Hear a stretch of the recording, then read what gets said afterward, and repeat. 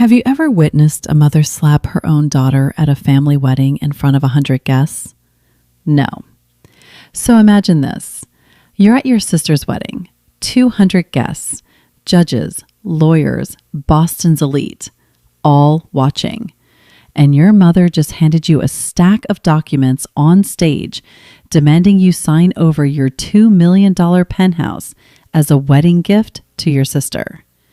You say no, and her palm connects with your face so hard your earring flies across the marble floor. That was my reality, March 15th, 2024. They expected me to cry, to apologize, to surrender like I always had. Instead, I picked up my earring, walked out, and made one phone call. 1 hour later, a woman walked into that reception.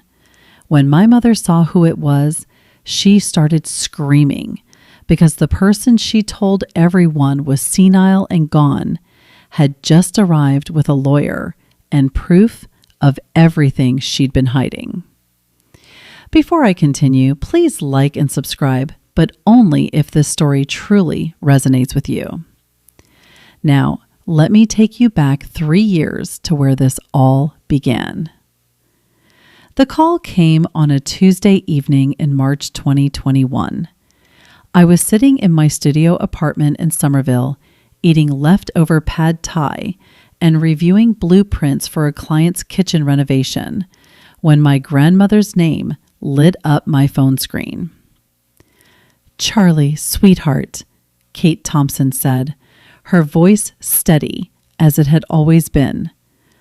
"I need to tell you something, and I need you to listen carefully." My grandmother had been a professor at Harvard Law School for 31 years before retiring. She didn't waste words, so when she told me she was updating her will and leaving me the penthouse at 150 Support Boulevard, the one she'd purchased in 2015 for $1.8 million, now valued at over $2 million, I set down my chopsticks and listened. "Why me?" I asked. Not because I didn't want it, because I genuinely didn't understand. "Because you're the only one who visits," she said simply. "Every Sunday for 10 years, Charlie, while your mother sends Christmas cards and your sister sends nothing at all. You bring me tulips because you remember they're my favorite. You sit with me when I have nothing interesting to say."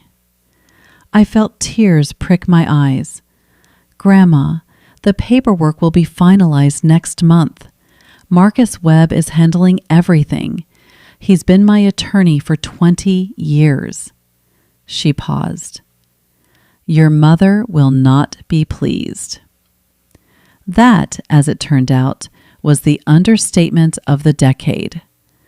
The news leaked to my family within weeks. I still don't know how.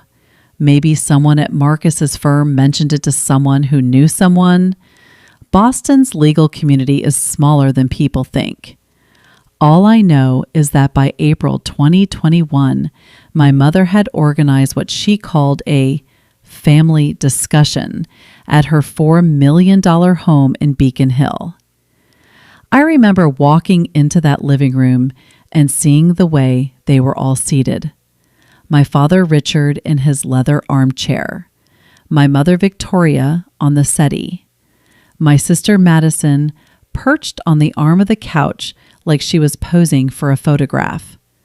They'd arranged themselves like a tribunal.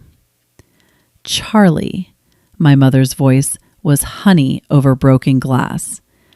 "We need to talk about your grandmother's condition." Her condition. I sat down on the only empty seat, a straight back chair that faced all three of them. "She seems fine to me." "She's clearly not thinking straight." Victoria crossed her legs, her Cartier bracelet catching the light. "Leaving a $2 million property to one grandchild excluding everyone else. That's not the behavior of a rational woman. She's not excluding anyone, I said. She's giving me something she wants me to have. That's her right. Madison let out a small theatrical sob. This is so unfair. I've always loved Grandma. I just don't have time to visit like you do. I have a career. I have a life. You have a trust fund and a fiancé with a yacht, I thought, but didn't say. The fair thing to do, my father spoke for the first time, his voice measured in that way attorneys cultivate, would be for you to decline the inheritance, or at least agree to sell the property and split the proceeds equally among family members. I stared at him. Richard Thompson, who hadn't asked me a single question about my life in years. Richard Thompson, who'd missed my college graduation because of a scheduling conflict that turned out to be a golf tournament. That Richard Thompson was now telling me what would be fair. I'm not declining anything, I said, and I'm not selling anything. Grandma made this decision because she wanted to. If you have a problem with it, talk to her. The temperature in the room dropped 10 degrees. Victoria's smile vanished. Then I hope you're prepared, she said, for the consequences of being so selfish. The consequences came swiftly. By summer 2021, I had been quietly removed from the family text chain. I learned about Madison's engagement party through an Instagram post, a photo of her surrounded by our cousins, champagne glasses raised at a venue I recognized as the Boston Harbor Hotel. The caption read, "Future Mrs. Caldwell," with 3 diamond emojis. No one had told me. No one had invited me. When I asked my mother about it, she said, "Oh, we assumed you wouldn't want to come. You've been so busy with your little decorating business." My little decorating business was a licensed interior design studio with 12 active clients and revenue that had doubled in the past year. But to Victoria Thompson, anything that wasn't a law degree or a wealthy husband was just a hobby. The worst part wasn't the exclusion. It was what came with it. The stories Victoria began telling anyone who would listen. Charlie manipulated my mother. I overheard her say at a neighborhood gathering I'd shown up to uninvited. Visited her constantly, turned her against the family. You know how vulnerable elderly people can be. She painted me as a predator, a schemer, the ungrateful daughter who'd exploited a confused old woman for profit. And through all of it, I never once corrected her publicly. I never made a scene. I thought if I stayed quiet, if I just kept my head down, eventually the storm would pass. I didn't understand yet that silence was exactly what she was counting on. What I also didn't understand was why Grandma Kate had moved into Brookhaven Senior Living in late 2021, a luxury facility in Wellesley that cost $12,000 a month. She told me she wanted peace and quiet. She told me she was tired of the drama. But sometimes when I visited her on Sundays, I caught something in her eyes, a flicker of something that looked almost like fear. "Grandma," I asked once, "did something happen between you and Mom?" She looked out the window at the manicured gardens for a long moment. "Some things are better left alone," she finally said, "at least for now." I let it go. I shouldn't have. 3 years would pass before I understood what she was hiding and why she'd chosen to hide it. December 2023, 3 months before the wedding that would change everything. I was in my studio on a Friday afternoon reviewing fabric samples for a Brooklyn townhouse project when the mail arrived. Among the invoices and catalogs was an envelope of heavy cream cardstock. My name written in calligraphy, so elaborate, it took me a moment to decipher it. Inside was an invitation. Madison's wedding, March 15th, 2024. The Fairmont Pipley Plaza, black tie. For a full minute, I just stared at it. After 2 years of being treated like a ghost, no holidays, no birthdays, no casual texts, they were inviting me to the wedding. My phone rang that same evening. "Mother Charlie, darling." Victoria's voice was warm, almost affectionate. I hadn't heard that tone since before the inheritance news broke. "Did you receive Madison's invitation?" "I did." "Wonderful. You know, this wedding is going to be such a beautiful opportunity for our family to heal, to move forward." She paused meaningfully.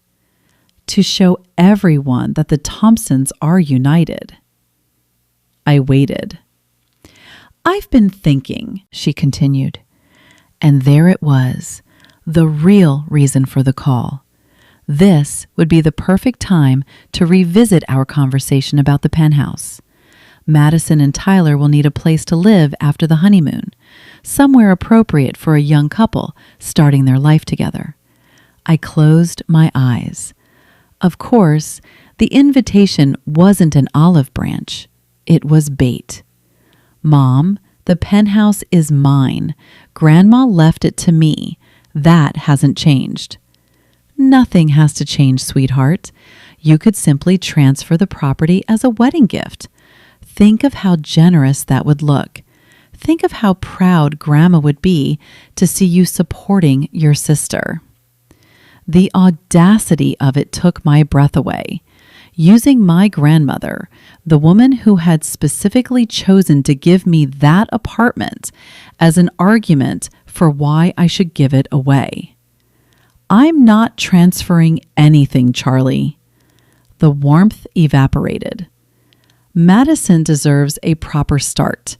She's marrying into the Caldwell family. Do you understand what that means? Tyler's father is a managing partner at Ropes and Gray. They'll be entertaining. They'll be hosting. They need a home that reflects their status. Then Tyler's father can buy them one. Silence stretched between us. When Victoria spoke again, her voice was ice. "I expect you to think carefully about this before the wedding. And I expect you to make the right choice." She hung up. I sat in my studio as the winter sun set, casting long shadows across my drafting table. I understood exactly what was at stake now. If I went to that wedding and refused again in front of everyone Victoria had spent decades cultivating relationships with, she would make me pay. She would tell every guest that I was the selfish, ungrateful daughter who'd ruined her sister's special day. She would weaponize the entire Boston legal establishment against me. My reputation, my business, my future client referrals, so many of which came from word of mouth in exactly those circles. But if I didn't go, that would be its own kind of surrender. Proof that I was too ashamed to show my face. Proof that I had something to hide. I considered skipping it. I really did. But something in me refused. I had done nothing wrong. I had accepted a gift from someone who loved me. I would not be made to feel like a criminal for it. IRSVPD. Yes. 1 week before the wedding, my phone rang at 7 in the morning. Grandma Kate. "Sweetheart," she said, her voice carrying that particular urgency I'd only heard a handful of times in my life. "I need you to listen carefully." "I'm listening." "If something happens at that wedding, and I believe something will, I want you to call Marcus Webb immediately. The number is 617-551-42. Can you write that down?" I grabbed a pen. "Grandma, what are you talking about? What's going to happen?" "Your mother thinks I don't know what she's planning. She forgets that I was practicing law before she was born." Kate's voice was steady, but I heard the steel beneath it. "I've prepared everything, Charlie. Marcus has all the documents. If you need them, they're ready." "Documents? What documents?" "Just remember the number. And remember," she paused, "that I love you. Whatever happens, I love you." She hung up before I could ask anything more. I saved Marcus Webb's number in my phone, not understanding why my hands were shaking. I wouldn't understand until I walked through the doors of the Fairmont Kipoli Plaza and saw what was waiting for me. March 15th, 2024, 5 AG. The Fairmont Kipoli Plaza rose above Kipoli Square like a monument to old money and older traditions.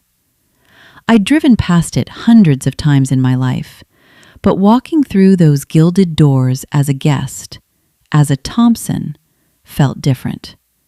It felt like walking into enemy territory. The ballroom was breathtaking. White orchids cascaded from crystal chandeliers. A 12-piece jazz ensemble played Gershwin in the corner. Waiters in black ties circulated with champagne flutes and canopies on silver trays. Every detail screamed expense, taste, and Victoria Thompson's personal touch. 127 guests. I'd counted the chairs during cocktail hour. Lawyers, doctors, investment bankers, old Boston families whose names appeared on hospital wings and university buildings. These were the people my mother had spent 3 decades impressing, her audience, her witnesses. I wore a navy blue dress, elegant, but not attention-seeking. I had debated for hours about what to wear, knowing that anything too expensive would be called showing off the penthouse money, and anything too simple would be embarrassing the family. In the end, I chose something that simply felt like me. Richard found me near the ice sculpture, a swan, naturally, 10 minutes after I arrived. "Charlie," my father nodded, his eyes sliding past me like I was a piece of furniture he was trying not to bump into. "Glad you could make it, Dad."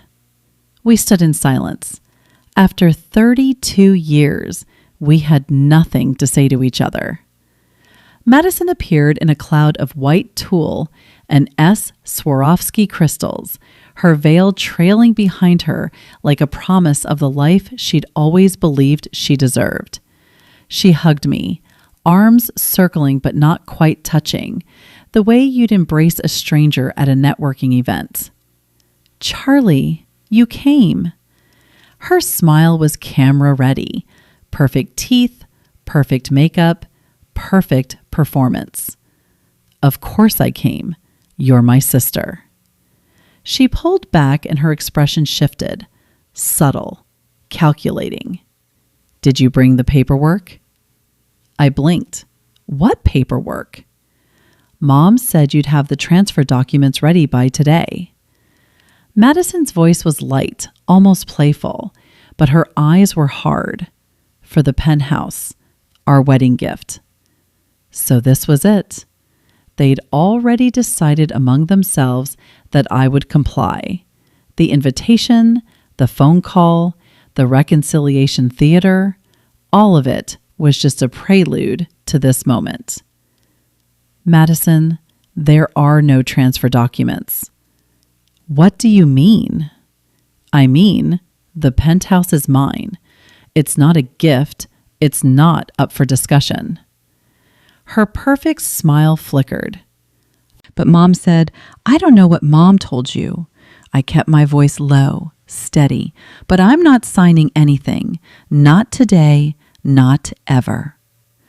Madison's jaw tightened. For a moment, she looked exactly like Victoria, the same flash of fury barely contained. You know, Tyler and I were planning to move in after the honeymoon. We already told the realtor we wouldn't need the condo in Back Bay. We already told everyone. You told everyone about an apartment that doesn't belong to you? It should belong to us. Her voice rose slightly. You don't even need it. You live in that little place in Somerville. You don't entertain. You don't have anyone to impress. What's the point of you having a $2 million penthouse? The point? What was the point of me having anything nice, anything valuable, anything that suggested I might matter as much as she did? I'd spent my whole life being asked that question in different ways. The point, I said quietly, is that Grandma wanted me to have it, and her wishes matter more than your real estate plans. Madison stared at me. Then she leaned in close, her bridal perfume overwhelming. Mom's going to handle this, she whispered, and when she does, don't say I didn't warn you. She swept away toward a group of bridesmaids, leaving me standing alone by the melting swan. I moved toward the bar, needing something to steady my nerves. But before I could order, a woman in a cream Chanel suit stepped into my path. I recognized her. Patricia Holloway, one of Victoria's tennis partners and the wife of a federal judge. You're Charlie, aren't you? Patricia's smile didn't reach her eyes. Victoria's mentioned you. I bet she has. I heard you're holding on to some property for your grandmother, Patricia continued. That's very responsible of you. Will you be selling it soon? There it was, the narrative Victoria had been spinning. I wasn't the heir, I was the caretaker, the temporary custodian of assets that would eventually be distributed properly. Actually, I said, I live there. Patricia's eyebrows rose. Oh, I thought. Well, never mind what I thought. She excused herself quickly, disappearing into the crowd. I stood alone in that sea of silk and judgment, understanding finally what I was up against. Victoria had been preparing this battlefield for years. Every conversation, every social event, every carefully placed comment, all of it was groundwork, and tonight she intended to collect. I just didn't know yet how far she was willing to go. I escaped to the balcony. The March air was cold enough to bite, but after the suffocating warmth of the ballroom, I welcomed it. I leaned against the stone railing, looking out over Sippley Square, trying to slow my racing heartbeat. That's when my phone buzzed. Grandma Kate. I answered immediately. Hello, my dear girl. Her voice was calm, almost too calm. Tell me, what's happening? I glanced through the glass doors at the glittering crowd inside. How do you know something's happening? Because I know my daughter. A pause. Victoria has been planning something for weeks. She's been making phone calls, gathering people, building her case. She thinks I don't know because I'm locked away in my nursing home. The disdain in Kate's voice was palpable. She forgets that I have friends who actually like me. I almost laughed. Almost. What is she planning? I don't know exactly, but I know it will happen tonight while she has her audience. That's how Victoria operates. She needs witnesses. She needs people to validate her. Kate's voice softened. Charlie, do you remember the number I gave you? Marcus Webb's number. I have it saved. If anything happens, anything at all, Call him immediately. He's expecting your call. He has everything ready." I pressed my back against the cold stone. "Grandma, what is everything? What are you not telling me?" Silence stretched across the line. 6 months ago, Eleanor finally said, "Your friend Daniel came to visit me." Daniel Reeves. We'd been friends since freshman year at BEU. He was a reporter now, working the investigative desk at the Boston Globe. He'd mentioned a few months back that he was looking into some irregular real estate transactions in the area, but I hadn't connected it to anything specific. "He came to visit you. Why?" "Because he found something strange. A property sale in 2020. A house in Cape Cod that belonged to me. A house I never sold." My breath caught. "What do you mean you never sold it?" "I mean exactly that. Your mother sold it for $875,000. She forged my signature on the documents." The world tilted slightly.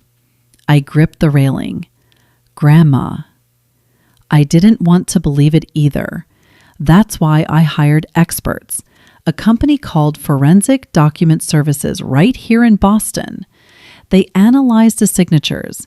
The probability of forgery was 98.7%. 98.7%? That wasn't doubt. That was certainty. "Why didn't you tell me?" My voice came out horsero.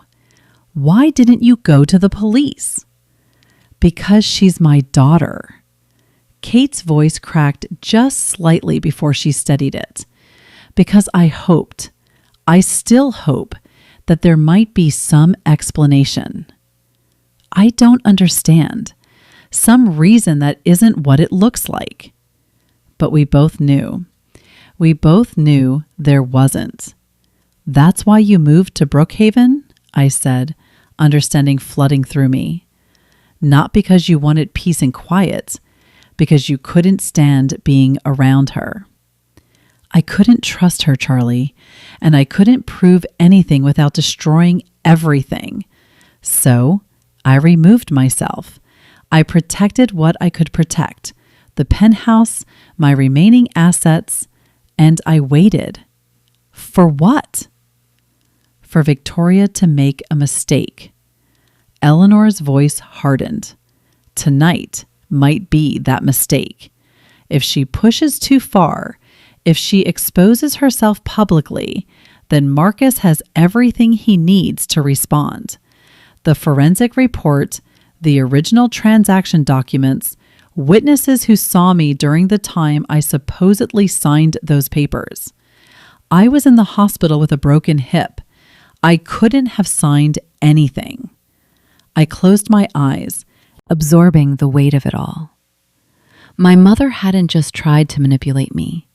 She'd stolen from her own mother. She'd committed fraud. And she'd let Grandma Kate take the blame for not being rational when she'd changed her will. Charlie. Kate's voice pulled me back. "I'm not telling you this to make you hate your mother. I'm telling you because you need to understand what you're dealing with.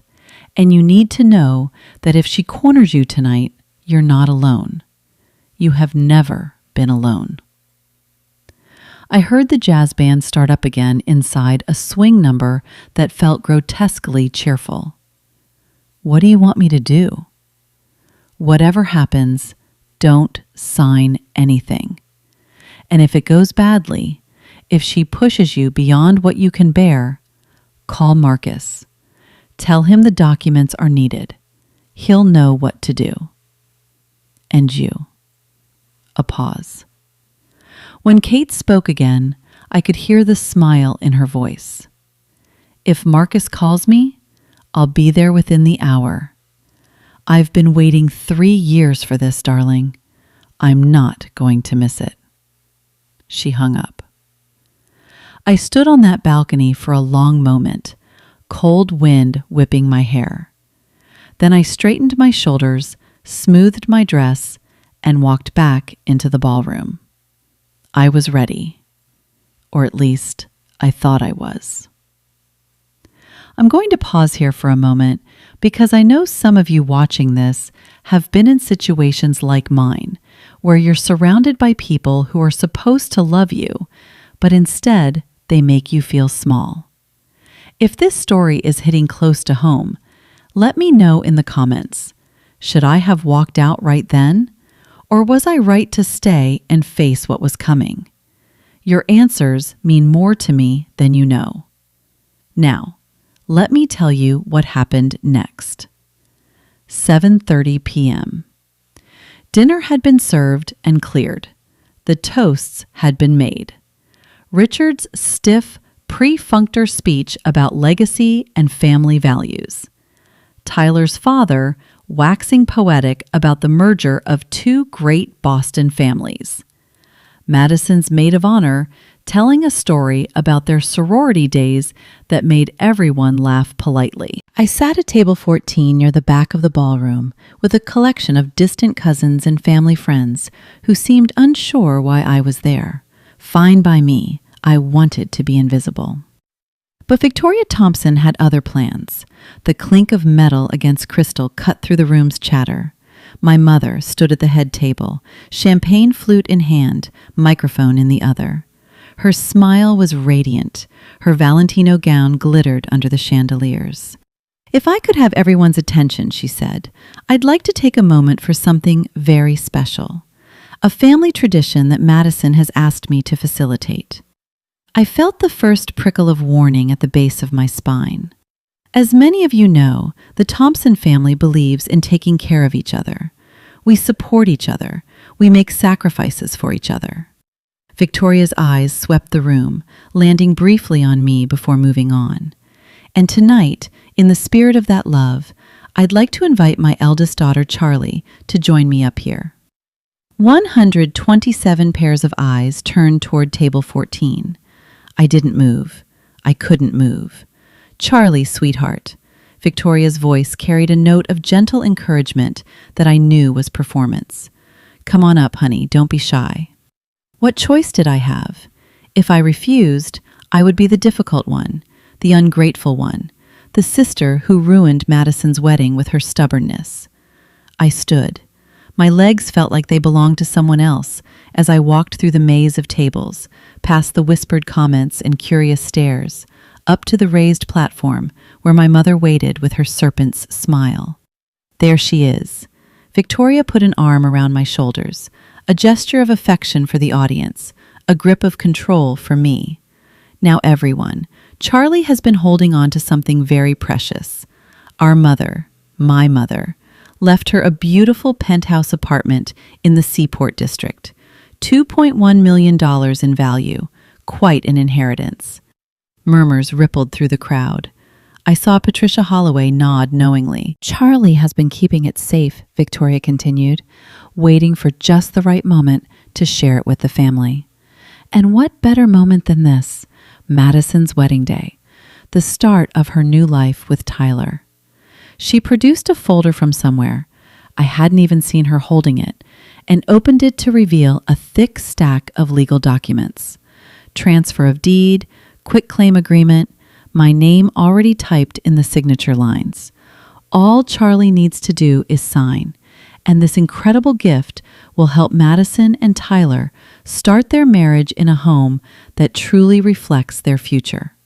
The room actually applauded. They applauded like this was a heartwarming moment, like I was about to perform an act of sisterly love, not be publicly coerced into giving away my inheritance. Mom? My voice was quiet but steady. I'm not signing this.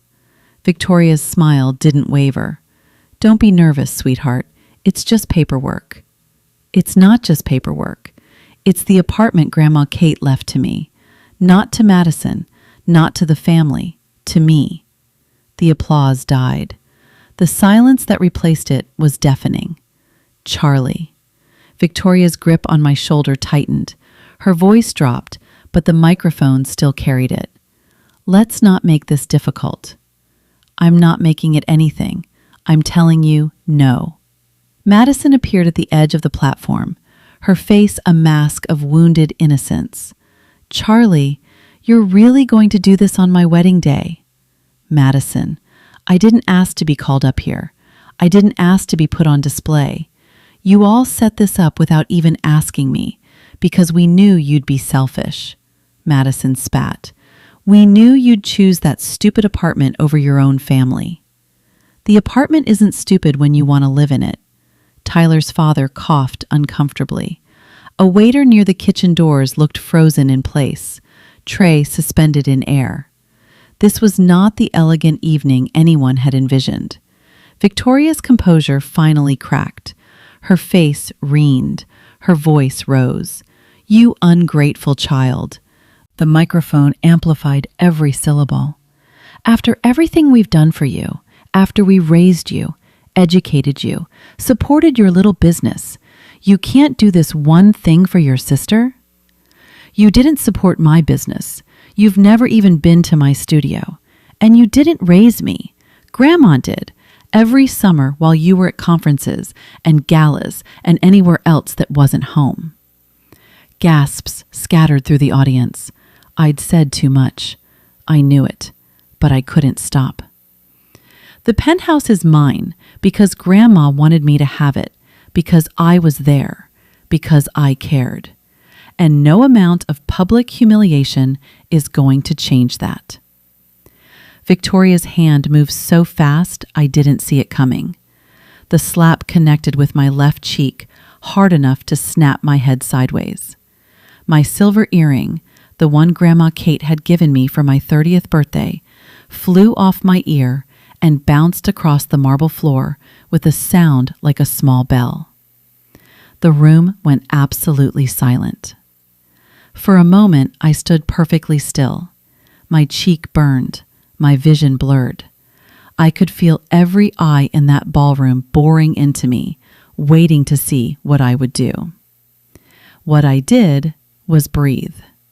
I bent down, I picked up the earring. It was slightly bent, but not broken. I straightened it carefully, methodically, and put it back on my ear. Then I looked at my mother. That's the last time you touch me, I said. My voice didn't shake. I was proud of that. I turned and walked off the platform, through the tables, past the whispers and the stairs, and the jazz band that had stopped playing mid-note, out the double doors of the ballroom and into the lobby. I didn't run.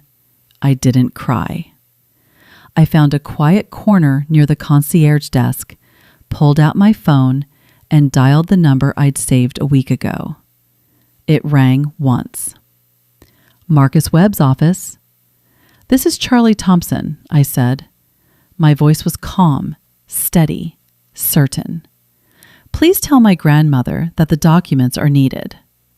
Understood, Miss Thompson. She'll be there within the hour. I hung up, and then I sat down on a velvet bench, touched my stinging cheek, and waited. 1 hour. That's all I needed. 1 hour until everything changed. 8:45 p.m. I was still on that velvet bench when the main doors of the Fairmont Cipolli Plaza opened and my grandmother walked in.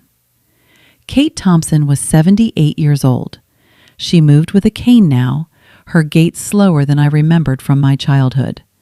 But everything else about her radiated the same formidable presence that had made her one of the most respected professors at Harvard Law for 3 decades.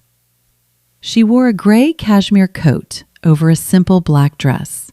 Her silver hair was pinned back elegantly, and beside her walked Marcus Webb, mid-40s, wire-rimmed glasses, charcoal suit, carrying a leather briefcase that looked like it contained the weight of the world. Grandma! I stood up, and for a moment, my composure cracked. You came. She crossed the lobby and took my face in her hands, examining my cheek with eyes that missed nothing. She hit you? Yes. Kate's jaw tightened. Then she kissed my forehead gently, the way she had when I was a child and had fallen off my bicycle. "Then let's finish this," she said. We walked into the ballroom together. The wedding was in chaos. Clusters of guests huddled in conversation, their champagne forgotten. Madison was crying, actually crying this time, while Tyler and his parents hovered nearby, looking mortified. Victoria stood near the head table, gesturing emphatically to Richard, who seemed to be trying to calm her down. No one noticed us at first. Then someone gasped, then someone else, and then Victoria turned and saw her mother walking toward her across the marble floor. "Mom!" The word came out strangled. Victoria's face went white. "What are you? How are you?" "I'm here for my granddaughter's wedding," Eleanor said. Her voice carried across the suddenly silent room.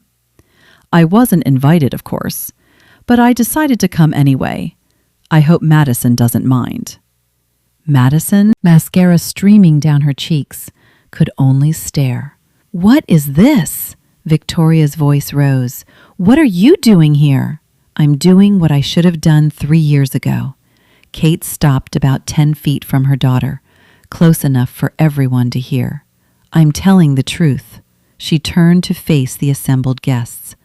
127 people, many of them lawyers and judges and professionals who understood exactly what was about to happen. "My name is Kate Thompson. I was a professor of law at Harvard for 31 years. I am of sound mind, and I am here to confirm that the penthouse at 150 Seaport Boulevard, the property my daughter has been publicly demanding my granddaughter surrender, was left to Charlie Thompson in my will, dated June 14th, 2019. That will is legal, valid, and enforceable. There are no other claims to that property." Marcus Webb opened his briefcase and withdrew a document. "This is a certified copy of Mrs. Thompson's will, notarized and filed with the Suffolk County Probate Court. I've been her attorney for 23 years and can attest to its authenticity." Victoria's face contorted. "This is absurd. Mother, you're confused. You don't understand what you're saying." "I understand perfectly." Kate's voice was ice. "What you don't understand is that I've been watching you for 3 years. I've been watching." She nodded to Marcus, who withdrew a second set of documents. "These are transaction records for a property in Cape Cod, a property that was deed in my name until September 12th, 2020, when it was sold for $875,000. The room went completely silent. I could hear the ice melting in abandoned champagne buckets. "I did not sell that property," Kate continued. "I could not have sold that property. I was in Massachusetts General Hospital for 6 weeks that fall, recovering from a broken hip. I signed nothing. I authorized nothing." Victoria's mouth opened and closed. No sound came out. Marcus produced a third document. "This is a forensic analysis report from Forensic Document Services, a certified firm specializing in handwriting analysis. They examined the signature on the Cape Cod sale documents against authentic samples of Mrs. Thompson's handwriting." He turned to the room, his voice carrying the weight of courtroom authority. "Their conclusion? The signature is inconsistent with Mrs. Thompson's authentic hand. Probability of forgery? 98.7%. Murmurs erupted through the ballroom. I saw Tyler's father, the managing partner at Ropes and Gray, exchange a significant look with another attorney near the bar. "You're lying," Victoria's voice cracked. "This is all fabricated. You're senile, Mother. You don't know what you're talking about." "I'm sharp enough to hire experts," Kate replied. "I'm sharp enough to preserve evidence. And I'm sharp enough to have forwarded this entire file to the Suffolk County District Attorney's Office last week. The color drained completely from Victoria's face. You? You didn't. Forgery and fraud, Victoria. Up to 5 years in prison under Massachusetts law. Kate's voice was almost gentle now, the same tone she'd once used to explain complex legal concepts to first-year students. I didn't want to believe my own daughter could do this. I gave you 3 years to confess, to make it right, but instead, you spent those years slandering my granddaughter, calling her a manipulator, calling me senile, trying to steal her inheritance the same way you stole my property. Victoria spun to face Richard. Richard, say something. Stop this. Richard Thompson, who had stood silently through everything, took a step backward. I didn't know, he said. His voice was flat, empty. I didn't know about the Cape Cod house. You signed the transfer, Victoria shrieked. You were there. I signed what you told me to sign. I didn't know it was forged. The room watched in horrified fascination as 35 years of marriage disintegrated in real time. Madison finally spoke, her voice small and broken. Mom, what is Grandma talking about? Victoria didn't answer. She couldn't answer. She stood in the center of her own carefully constructed stage, her perfect wedding, her perfect audience, and everything was falling apart. Kate turned to me. Her eyes were tired, sad, but resolute. Charlie, I'm sorry you had to find out this way. I'm sorry I waited so long. It's okay, Grandma. I took her hand. I understand. She squeezed my fingers. Then she looked at Victoria one last time. You lost me the day I discovered what you'd done. Tonight, everyone else just got to see the truth. She paused. I hope someday you find it in yourself to take responsibility. But I won't hold my breath. She turned toward the exit. I walked beside her. Behind us, I heard Victoria start screaming. Incoherent denials, accusations, demands that someone do something. I heard Tyler's parents say something sharp and final to Madison. I heard the murmur of the crowd crescendo into a roar of gossip and speculation. But I didn't look back. Not once. I need to pause here for a second. When I walked out of that ballroom with my grandmother, I wasn't thinking about revenge. I wasn't thinking about winning. I was just thinking about how much time we'd lost and how grateful I was that we still had some left. If you've ever had someone in your life who believed in you when no one else did, drop their name in the comments. They deserve to be celebrated. And if you want to hear how this all played out, make sure you're subscribed. Back to the story. We made it to the lobby before Tyler caught up with us. I heard his footsteps first, the quick, sharp click of expensive dress shoes on marble.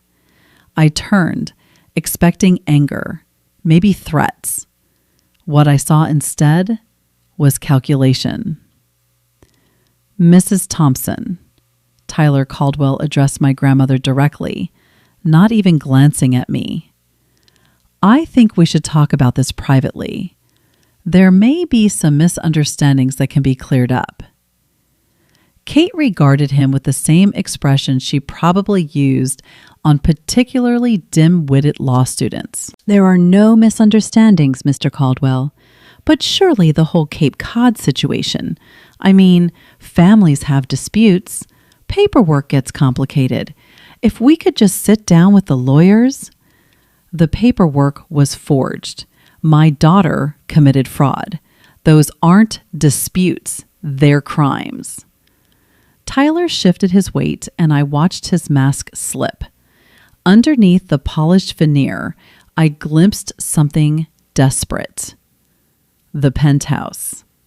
Then Madison mentioned that you might be reconsidering your will, given the circumstances, the wedding, the new family. Perhaps there is a way to, Mr. Caldwell. Kate's voice cut like surgical steel. I'm not reconsidering anything. The penthouse belongs to Charlie. It will continue to belong to Charlie. And if you're asking whether I'll give my remaining assets to a granddaughter who just married a man willing to beg at a ballroom door, the answer is no. Tyler's face reened. For a moment, I thought he might say something ugly. Instead, Kate smiled. That particular smile that made courtroom attorneys nervous. You married the wrong Thompson, young man. And frankly, given what I've seen of your character tonight, Madison is welcome to you. She turned away from him without another word. Marcus Webb stepped forward, blocking Tyler's path. I'd advise you to return to your wedding, Mr. Caldwell. Anything you say now could be relevant to ongoing investigations. Tyler Caldwell, son of a managing partner at one of Boston's most prestigious law firms, suddenly looked very young and very scared. He retreated without another word. We stepped out into the cold March night. The air smelled like impending rain, and the street lights cast golden pools on the cobblestones of Sibley Square. Grandma, I said, my voice thick, I'm so sorry about the wedding, about the scene, about all of it. She patted my arm. Don't be sorry. I've been waiting 3 years to say those things. It felt wonderful. Despite everything, I laughed. It came out raw and broken, but it was real. What happens now? Marcus answered, his voice measured and professional. The district attorney's office will proceed with their investigation. Mrs. Thompson has provided substantial documentation. Whether charges are filed will depend on their review, but the evidence is compelling. And Victoria. Kate's face softened with something that might have been grief or might have been relief. It was hard to tell. That's up to the courts now. I've done what I needed to do. The rest is out of my hands. I thought about my mother still in that ballroom, surrounded by the people she'd spent her life trying to impress, watching everything she'd built crumble. Part of me felt a savage satisfaction, but a larger part just felt tired. I'm not doing this for revenge, I said, though I wasn't sure if I was telling them or myself. I'm not doing it to punish her. No, Eleanor agreed. You're doing it because some things can't be allowed to continue. Some lies can't be permitted to stand. She looked at me with those sharp, knowing eyes. There's no cruelty in telling the truth, Charlie. There's only clarity. A town car pulled up to the curb. Marcus had arranged it while we were inside. I should get your grandmother back to Brookhaven, he said. It's been a long evening. Kate waved a dismissive hand. I'm not fragile, Marcus, but yes, I am tired. She turned to me. Come visit tomorrow. We have a great deal to talk about, and I want to hear how your design business is going. Really, here, not the polished version you give me. I'll be there. She hugged me, a real hug this time, not the performative embrace Victoria had given me on that stage. I held on longer than I probably should have. "I love you, my sweet girl," she murmured. "I love you too, Grandma." She climbed into the car with Marcus's assistance. I watched as it pulled away, disappearing into the Boston night. I stood alone on the sidewalk for a long time. My phone buzzed. A text from Daniel Reeves. "Just saw the Globe's legal beat guy tweet something cryptic about a prominent Boston attorney." "Was that?" I typed back. "I'll explain later. Thank you for everything." Another text. This one from a number I didn't recognize. "Charlie, it's Mary Thompson from Becker Legal. We were at the wedding. I owe you an apology. I believed things I shouldn't have. If you're ever interested in discussing design work for our new office, please call me." I stared at the screen. Mary Thompson, one of the women I'd seen whispering with Patricia Holloway earlier that evening, now offering me business. I wasn't sure if I'd call her, but I saved the number. Then I put my phone away, pulled my coat tighter against the cold, and walked toward the parking garage. For the first time in 3 years, I felt like I could breathe. The fallout was swift and measured. 2 weeks after the wedding, Victoria Thompson was summoned to the Suffolk County District Attorney's Office for questioning regarding the Cape Cod property sale. The interview lasted 4 hours. When she emerged, according to what Marcus later told me, she looked 10 years older. Her attorney, a colleague from her tennis club who'd originally agreed to represent her, withdrew from the case within days, citing conflict of interest. The real reason, I suspected, was that he'd seen the evidence and wanted nothing to do with a losing battle. Or perhaps he'd heard from enough mutual friends that continuing to represent Victoria would damage his own standing in Boston's legal community. My father moved to a hotel on March 28th, the Ritz-Carlton, because even in crisis, Richard Thompson maintained appearances. He released a statement through a family friend, stating that he was seeking space to process recent revelations and had no prior knowledge of any improper transactions. Whether anyone believed him was another matter. His signature was on the transfer documents alongside Victoria's, claiming ignorance only worked if people were inclined to give you the benefit of the doubt. And after 30 years of standing silently beside his wife, Richard had used up most of his goodwill. Madison and Tyler postponed their honeymoon indefinitely. I heard from a cousin that Tyler's parents had concerns about the financial entanglement and wanted their son's legal exposure clarified before the couple traveled internationally. The dream of moving into my penthouse was, of course, dead. The social consequences unfolded more quietly, but with devastating precision. On April 3rd, Victoria received an email from Partners for Justice, the charity organization whose annual gala she'd co-chaired for 17 years. The subject line read, "Your invitation status has been updated." The body was brief and corporate. Due to circumstances requiring legal resolution, her involvement in the upcoming gala was under review pending further developments. Translation: she was disinvited.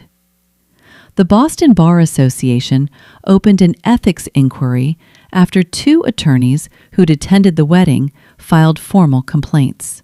The complaints didn't allege anything Victoria had done to them. They alleged conduct unbecoming of an officer of the court. The investigation was ongoing. On April 10th, a small item appeared in the Boston Globe's Legal Beat column, written by a reporter I recognized from Daniel's newsroom. Boston area attorney under investigation for alleged document fraud in 2020 real estate transaction. The Suffolk County DA's office confirmed the investigation is active, but declined to comment on specifics. The attorney, whose name has not been released, is reportedly connected to a prominent Boston legal family. No names, But in a community as insular as Boston's legal establishment, no names were needed. Everyone knew within hours.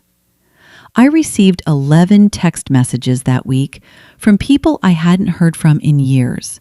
Some were apologies. Some were expressions of support. A few were clearly fishing for gossip, which I ignored. The message that mattered most came from Mary Thompson at Becker Legal. She followed up her wedding night text with a formal email, subject, sincere apologies, and a professional inquiry page.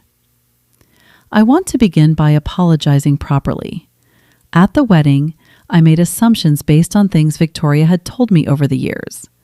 Watching what actually happened that night, watching how you handled yourself with such dignity under impossible circumstances, made me ashamed of my own credule.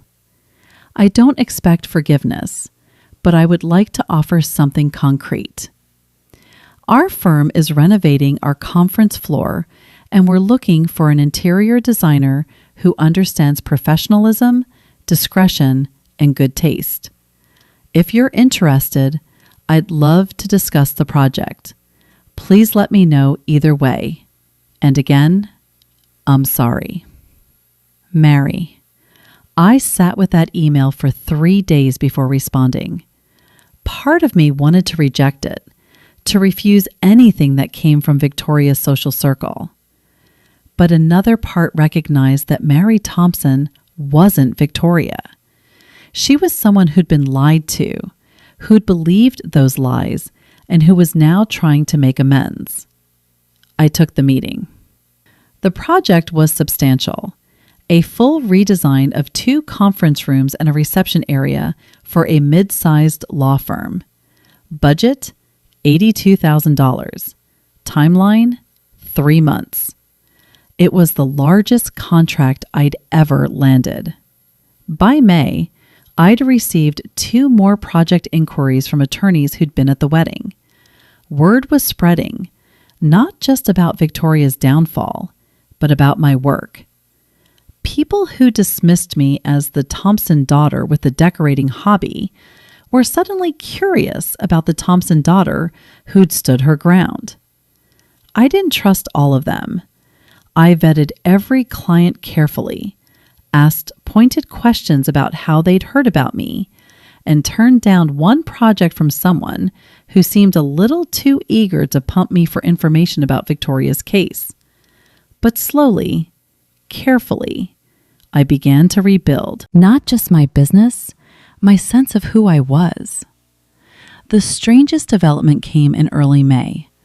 I received a certified letter from a real estate attorney in Cape Cod informing me that the 2020 sale of Kate's property was under legal review and that the current owners had been notified of potential title defects.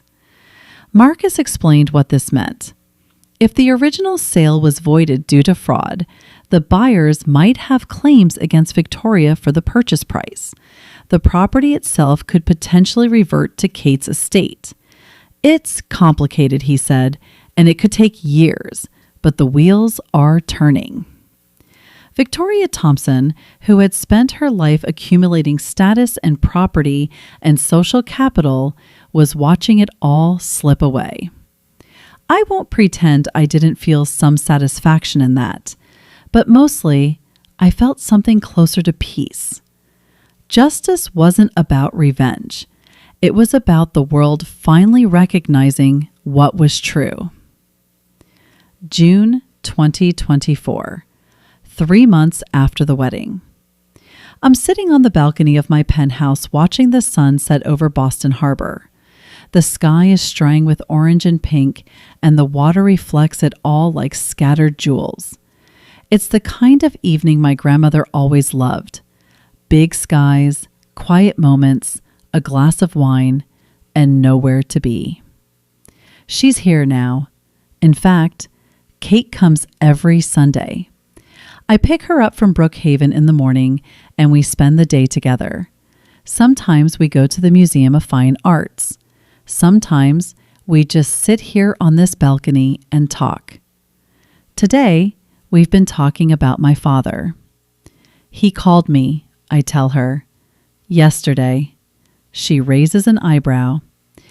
And he wanted to explain, to tell me his side of things. I swirl my wine. He says he didn't know about the Cape Cod house. He says Victoria handled all the paperwork and he just signed where she told him. Do you believe him? I think about it. Really think. I believe he didn't ask questions. I finally say, I believe he chose not to know. I believe he's been choosing not to know for 35 years about a lot of things. Kate nods slowly. And what did you tell him?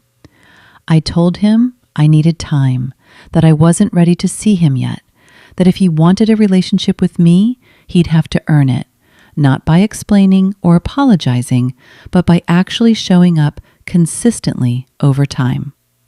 She reaches over and squeezes my hand. That's a healthy boundary, sweetheart. We sit in comfortable silence for a while. The sunset deepens. Madison texted me, I add. Last week, I heard. She asked if I would call her. She said she wants to talk. And will you? I look out at the harbor, at the boats returning to their moorings, at the city lights beginning to flicker on. Not yet. Maybe not for a long time. I pause. She knew, Grandma. Maybe not about the Cape Cod house, but about the pressure, the manipulation, the lies. She was there every time Victoria called me selfish or ungrateful. She never once defended me. She never once questioned what she was being told. That's true. If she wants to have a sister, she has to want to know the truth. She has to be willing to see who our mother really is. And I don't think she's there yet. I don't think she wants to be there. I take a breath. So, I'm not closing the door forever, but I'm not opening it until she's ready to walk through it. Honestly, Eleanor smiles, a small, proud smile. You've learned something important, Charlie, something I wish I'd learned at your age. What's that? That love without respect isn't love. It's just habit. She looks at me with those clear, knowing eyes. You deserve both. I started therapy in April. My therapist's name is Dr. Carolyn Mitchell, and she specializes in family systems and boundary setting. Every Tuesday at 4, I sit in her office in Cambridge and talk about things I spent 32 years avoiding. It's hard. Some weeks it's exhausting, but it's also the most important thing I've ever done for myself. There's something else too. His name is Ben, and he's an architect I met at a design conference in May. He has kind eyes and a terrible sense of direction, and absolutely no idea who the Thompsons of Beacon Hill are. He likes me, for my work, my laugh, my habit of talking to plants. It's new. It's slow. It's the first time I've let someone in without worrying about what they might think of my family. My grandmother finishes her wine and sets the glass down. You know, she says, I've been thinking about what I want my legacy to be. You've already given me a legacy, I say, gesturing at the penthouse around us. Not the property, she shakes her head. I mean the other thing, the thing that matters. I wait. I spent too many years keeping the peace, she says, staying quiet to avoid conflict, letting Victoria become who she became because confronting her was too painful. She looks at me steadily. I don't want that for you. I want you to speak the truth, even when it's hard. I want you to protect yourself, even when it feels selfish.